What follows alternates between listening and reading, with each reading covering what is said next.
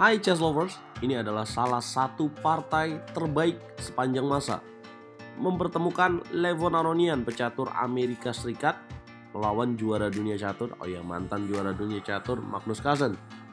Tahun 2017 di turnamen Norway Chess di Stavanger, Norwegia. Ya, main di tempatnya Magnus Carlsen nih teman-teman, tapi Levon Aronian mampu menampilkan permainan yang sangat gila. Levon Aronian memulai dengan langkah D4, kemudian Magnus menjawab dengan langkah D5. Queen Gambit ditampilkan oleh Levon Aronian. Magnus Carlsen menjawab dengan langkah C6. Ya, Magnus tidak mau bermain dengan Queen Gambit. Dengan langkah C6 ini merupakan pembukaan Slav defense. Levon Aronian melanjutkan dengan kuda F3, Magnus kuda F6, putih kuda C3, dan hitam E6. Putih melanjutkan dengan langkah E3, hitam A6, putih B3, Magnus menyerang dengan gajah B4. Levon Aronian, gajah D2. Hitam, kuda B ke petak D7, putih gajah D3, hitam mengamankan raja, putih mengamankan raja juga, dan hitam menteri E7. Langkah ke-10, Levon Aronian menarik gajah terang ke petak C2. Magnus Carlsen, benteng berpindah ke petak D8. Nah, langkah berikutnya ini sangat menarik nih, sobat RL Chess. Bisakah kalian tebak apa langkah yang akan dipilih oleh Levon Aronian?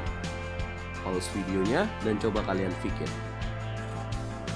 Nah, di luar Naila atau di luar nalar, Levon Aronian memainkan langkah A3. Boom. Gila ini, he sacrificed the pawn. Magnus Carlsen menerima pengorbanan. Langkah berikutnya, Levon Aronian mengorbankan bentengnya untuk memakan gajah di petak A3. Boom. Magnus Carlsen, menteri memukul benteng, dan Levon C5. Ya, tujuan dari Levon Aronian apa sih? Tujuan Levon Aronian adalah untuk mengunci menteri hitam di petak A3.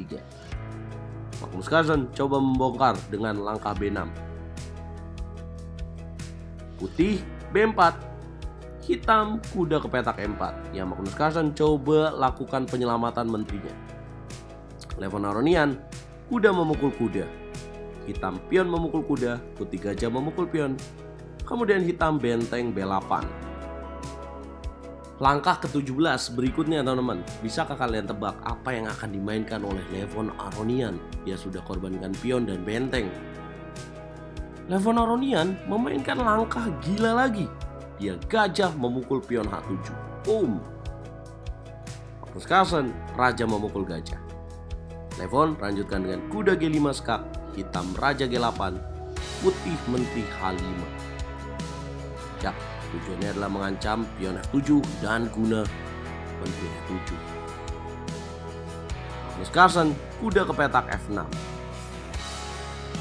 Levon Aronian, menteri memukul pion F7, hitam raja H8. Levon menteri C7 mengancam dua benteng.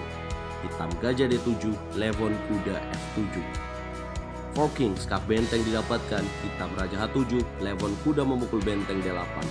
Hitam benteng C8, Levon menteri memukul pion B6. Hitam kuda D5. Ya, diancam menteri. Sekarang Levon memberikan kudanya di petak D8.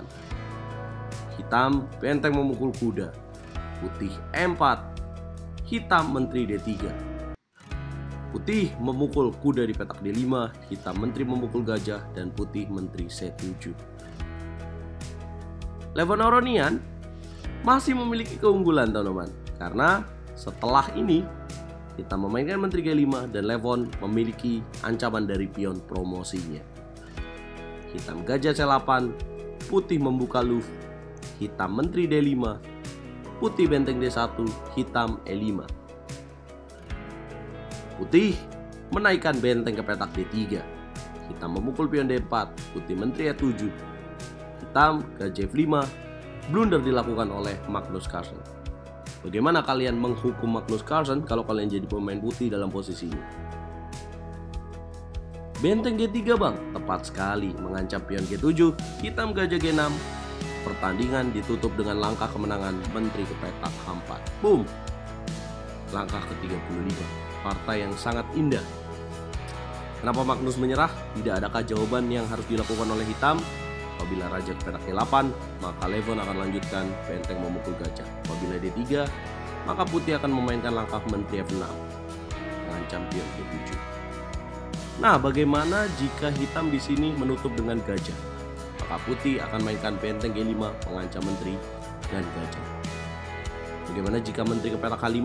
Maka benteng akan jatuh di petak D8. Nah, apa kesalahan yang dilakukan oleh Magnus Carlsen? Tadi kita udah lihat. Dan apa yang harus dilakukan oleh Magnus Carlsen sebenarnya? Kalau kita balik lagi ke momen A3, kemudian hitam memukul A3, kemudian benteng memukul gajah, sebenarnya ini adalah keunggulan bagi pemain hitam.